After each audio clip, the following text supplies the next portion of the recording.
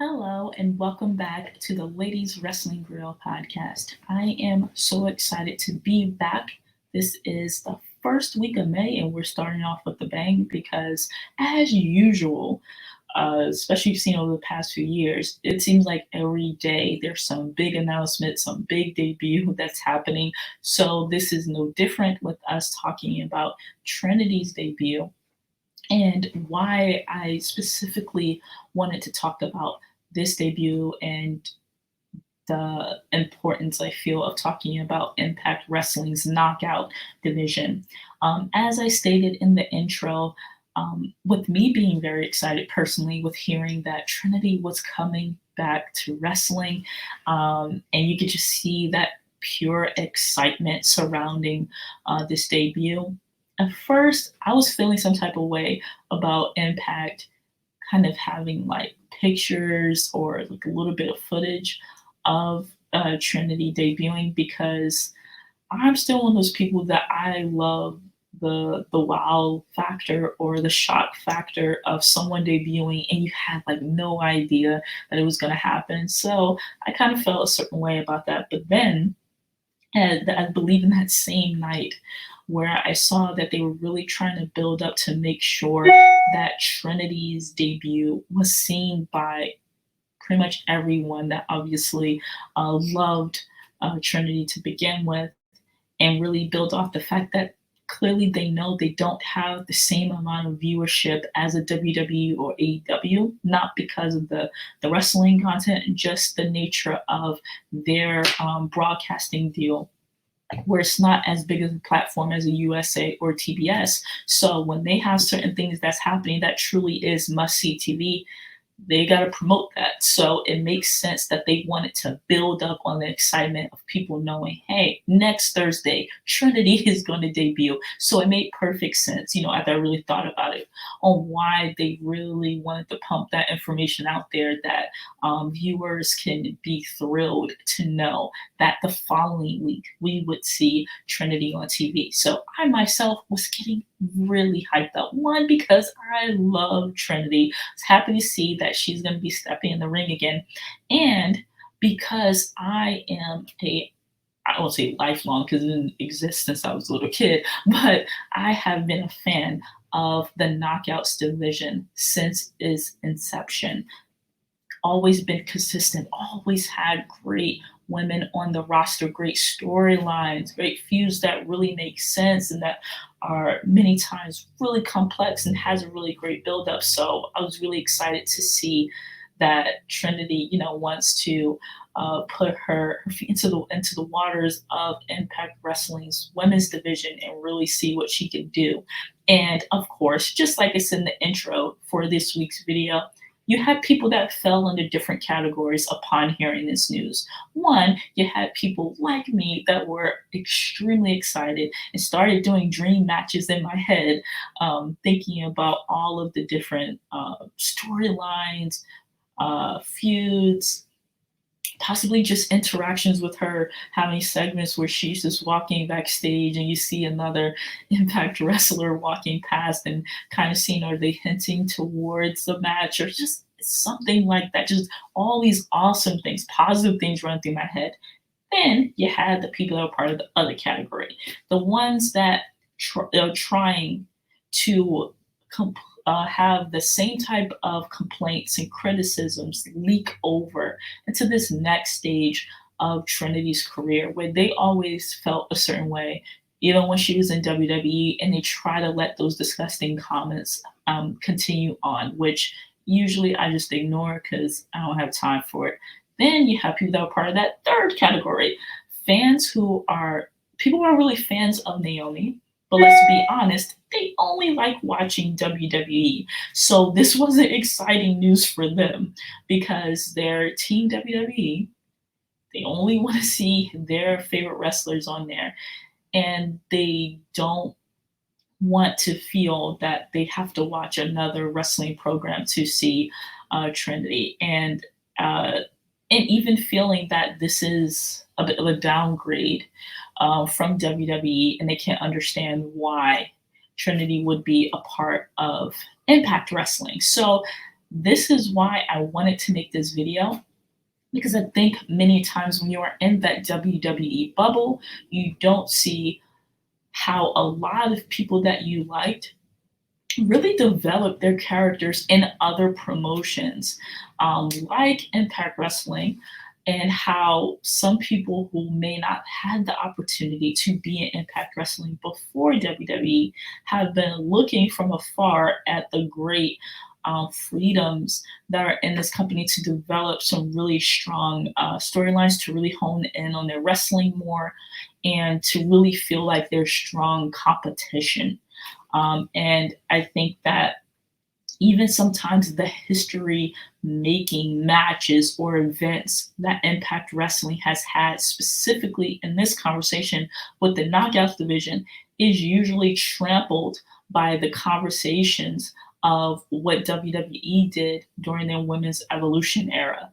And I wanted to kind of set the record straight that I feel that not only would Trinity enjoy her time and thrive in Impact Wrestling, but she could really make some great matches that she would love to look back on when the time comes for her career to end and she's really taking a look at what she did in her career. I think that Impact Wrestling, that chapter Impact Wrestling, would be something that she would love to look back on. So I wanted to kind of get into how I feel there were a lot of champions and Impact Wrestling's backstage, as you have to do backstage politicking to get certain things done.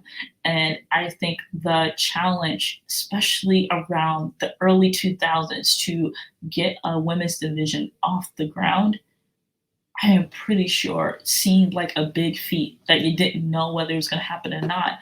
And I think two women that initially were really pushing for that, but making sure that they weren't creating enemies with asking and rooting for that women's division, actually, coincidentally enough, was a wrestler named Trinity and Tracy Brooks in the 2000-2003 years.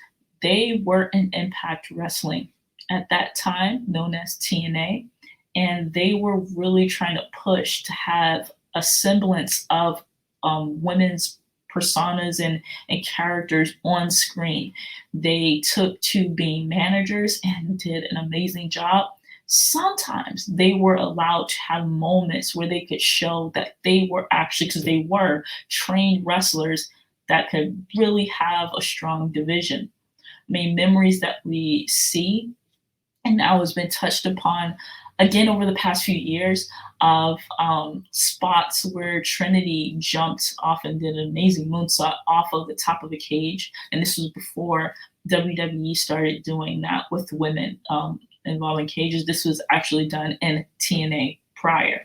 And Tracy Brooks, not only being, to me, one of my favorite managers, female managers, but she had times where she could show what she was able to do because she was a really good wrestler as well. So you see in those early 2 years, Trinity, Tracy Brooks, really trying to make sure that there's some level of female involvement in Impact Wrestling at the time, TNA.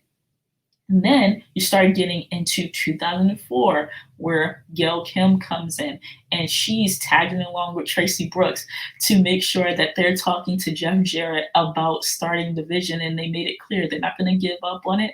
They're going to continue to be managers. Because when Gail came in, she didn't initially start wrestling. She was there as a manager for one of my favorite teams, America's Most Wanted. But she was using that time to have these really great moments, just like we saw with Lita, for example. When she came in, she wasn't initially fighting. She was managing SA Rios in WWE. It was the same thing with Gail Kim, where she had moments where she can do certain spots and really get a pop from the crowd to show that obviously she was a great wrestler.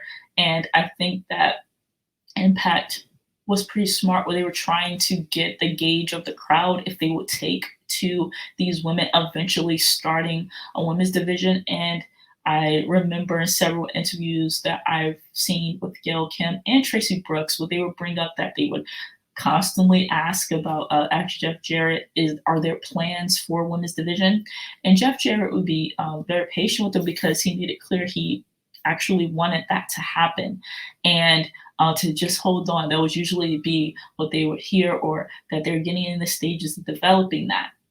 And we started to see more where sometimes you would see uh, sporadically you would see women's matches. So it was giving you a hint that it was coming. And with that Spike TV deal that TNA received, I believe it was around 2006. I can be corrected, but I believe it was around that time.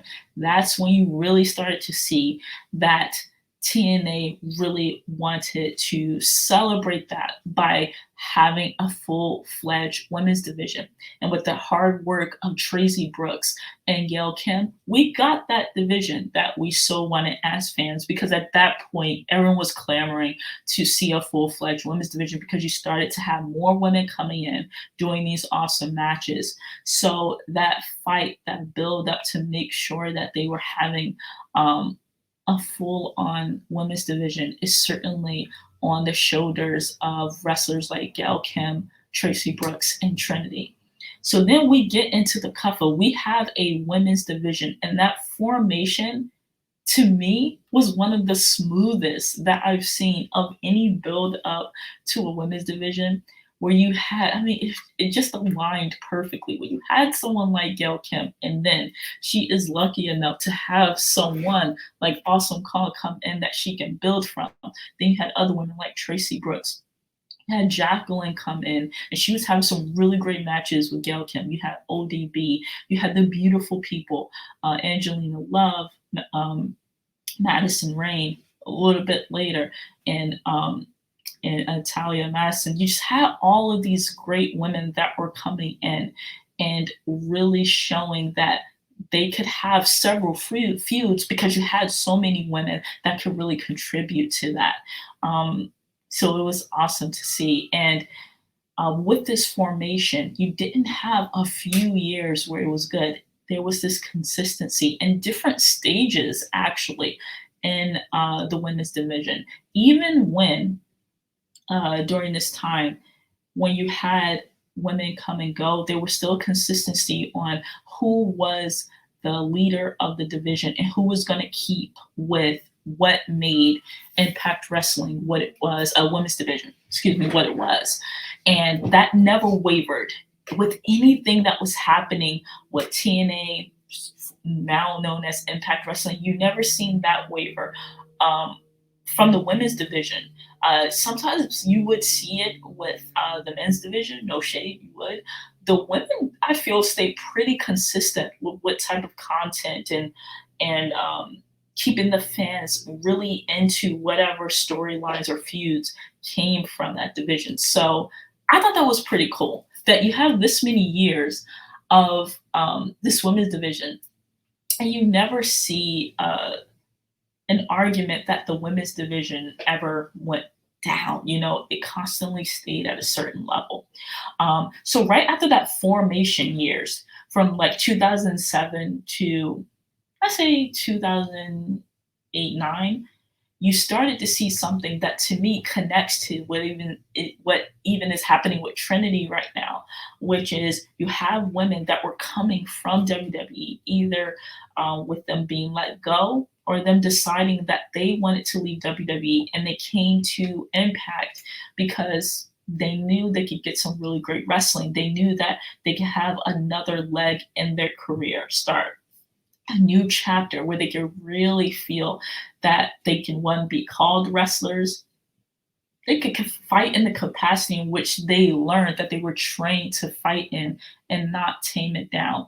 So you had women like Tara, aka Victoria, in WWE that decided to make that transition to TNA when she was done with being in WWE. And it was great to see that, because I remember the debut I was definitely watching, and you could see that Victoria, Tara, as she became in Impact Wrestling, you can almost see that she felt that she can go as hard as she wanted to. She can really be the wrestler that she knew that she could be, because I would say a few months leading to her debut in TNA at the time, you could really tell in WWE that she felt quite stifled. I think, if I'm not mistaken, she was kind of being put in a stage where she was supposed to be training the female wrestlers, which is not a bad thing, but it's like you're already putting her out to be a trainer when she still has so much that she can do in the ring. So,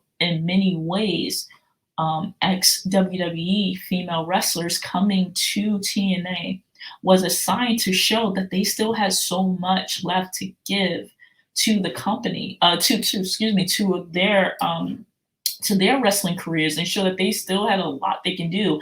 And I think that Tara's career in Impact really showed how much she still had to give in the wrestling company. And to be honest, like, she was in her peak, you know?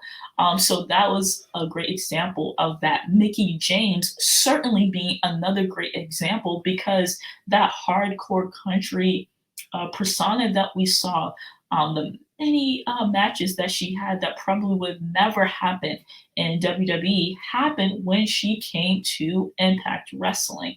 Um, One of the first ones to do that was Gail Kim, when she was not getting the opportunities that she necessarily wanted in WWE. And this was in '04.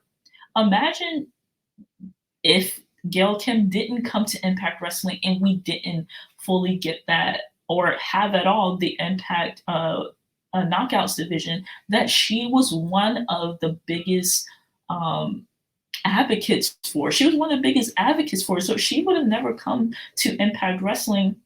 Who knows what would have happened? I mean, there could have definitely possibly been a division without her, because I don't want to say it was just her advocating for it, but she was a strong force in making sure that it happened and that it was that successful. Her feud with Awesome Kong solidified how strong the women's division could be. So without her making that transition to Impact Wrestling, I don't know if we would have seen that. So you have Jackie Moore also that moved on to Impact Wrestling. And I would say that she was also a great opponent for Gail Kim, to show how hard Gail Kim could go, and why when she had her title defense matches, it always solidified why she was truly the Knockouts Women's Champion, because you didn't mistake the type of guts, the bravery, the toughness that Gail Kim had from facing really tough opponents like Jackie Moore. Jackie Moore also had a great run to me, not only as a wrestler, but as a manager, when she was managing James Storm in America Most Wanted during the last part of their tag team career, that I feel really showed off Jackie's personality, her comedic wit with James Storm. And I think that that's another thing that I want to point out that to me is very strong with the Impact Knockouts division, is that whenever they have women that I feel coming in, they always try to find out what is strong about their character, and many times that can be their comedic timing, them being really good on the mic, and they really utilize that. And I think that that really helps to develop their characters more, because they start to feel much more comfortable expressing themselves on the mic and getting the actual time to be able to be on the mic. That is, to me, a consistent strong point with Impact's Knockouts division, is that they really get to show the wrestling world their characters, their ability to speak on the mic. One other great example of someone who wasn't a wrestler, but I think really contributed to the Knockouts division in one of the chapters in this division, was Maria Kanellis. I think that she really grew as a talker and a great manager when she had her time in Impact Wrestling. We know that Brandy Rhodes did too. I think it really helped her character too when Cody came from WWE into Impact. So not only has that transition from WWE to Impact been very helpful for female wrestlers, but it's also been that way for a lot of male wrestlers that have come from WWE, and they needed that time to really start to see and defined what that next chapter was for them in wrestling. So with that, that section of women that came from WWE and he really need to find themselves again or to see what their character was outside of it being developed in WWE. I think that Impact has Knockouts division has been a big helpmate for that.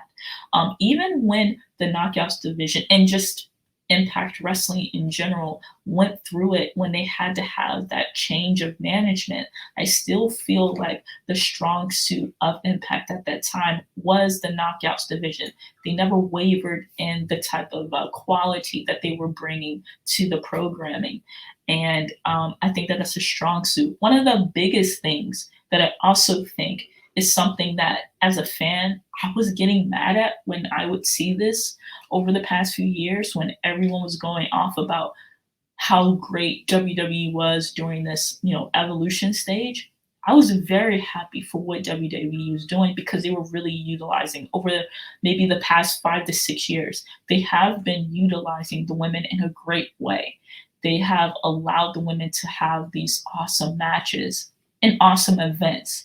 But one thing that was bugging me was that WWE was just rewriting history and acting it as if the Knockouts division weren't doing certain things way before WWE even had an interest in it. Most importantly, WWE saying no, they didn't even want their women to do that. And one of those things was that Impact had already had, the Knockouts division had already had all women's pay-per-views way before WWE started doing that. Impact had already done that with the one night only Knockouts Knockdown pay-per-view in 2023. But when the WWE Women's Evolution pay-per-view came out, they act like they were the only women in women's pay-per-view in America to do that. And I just found that to be absolutely infuriating. I think it's totally fine to change the guard or the idea of how you want the women to be showcased in your promotion. But what I don't think is okay is to completely negate that there had been big strides from other companies to make that happen. And I think that WWE is guilty of doing that a lot. And I don't want that to be ignored by fans that I guess sometimes scratch their head on why certain wrestlers that they really like from WWE go to Impact. It's probably because they have such a track record with doing things that they don't have to constantly announce as like, well, this is the first women's event that's doing it. No, they just make it happen because they really believe in these women as being equal to the men on the roster. So yes, they can have all women's pay-per-views because one, they know that they have their niche audience that's always going to support that and always be a fan of it. So they don't have to sell it. It's just something that the fans of Impact Wrestling want to see. And I think that that's a huge part of why Naomi, see, I really have to get used to calling her Trinity, why Trinity would want to come to this division. As she stated last night, that she knows of the history of Impact Wrestling. This is a company that she has seen from afar that she has absolutely loved. I am pretty sure over her time in WWE, she has made friends with a lot of people on the roster. She has seen what they're doing, and she probably always thought, okay, what if I fought this wrestler? What if I had a feud with them? There's probably something else on her mind because the Knockouts division has been consistently delivering for years. I think one last thing that I think would be really cool to put into mind on why Trinity would want to be in this division now is because not only are you seeing, and you've seen over the past year and a half, these other additional specialty matches that I think that Naomi would love to be a part of, like being part of the Queen of the Mountains match, the X Division matches. But I think with all of these connections that Impact Wrestling and cross promoting that Impact Wrestling does, and of course the women's division is involved in that, I think that it kind of helps with figuring out how you can still be a part of Impact, but you could possibly have dream matches with people from other promotions. We know that Impact Wrestling has many connections with promotions like New Japan, and New Japan just announced last week. Yeah, last week. Okay, all these announcements are happening a lot. So sometimes I forget exactly which week it was. But New Japan just announced that they're going to have their own women's titles. So we don't know down the road who could qualify for putting their ring in the hat and possibly wanting to challenge the New Japan Women's Champion. We've seen with Stardom how they have been very open to doing cross promotion too, so they could possibly do that down the line with Impact and have a knockout challenge for that title. AEW seems to always be open with Impact Wrestling, so who's to say that we can't see Trinity possibly fight a woman in AEW and try to see maybe she tries to get the TBS championship and challenge for that, or the AEW Women's Championship. We don't know because Impact is very open to making these type of matches that they know fans of wrestling who have, I feel, more of a healthier appetite with wanting and caring about other promotions, not just feeling that they have to be loyal to one promotion. So I think that that was possibly another reason why Trinity wanted to be an Impact, because it allows her the freedom to still be able to see what's happening in other promotions and possibly seeing if they can set up a dream match, or have cross promoted title defenses or challenges. So it really opens up the door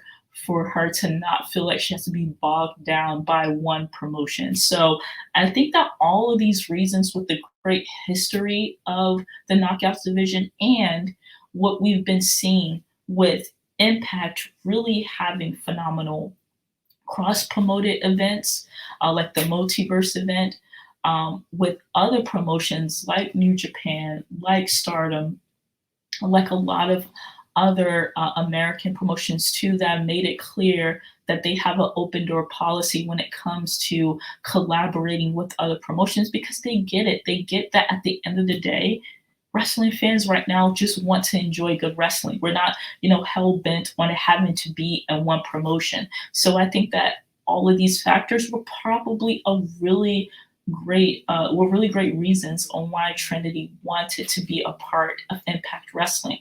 I really stand by the fact that, especially after seeing last night with just a glimpse of Trinity, Jordan Grace, and Deonna Purrazzo being in the same ring at the same time, which was really cool.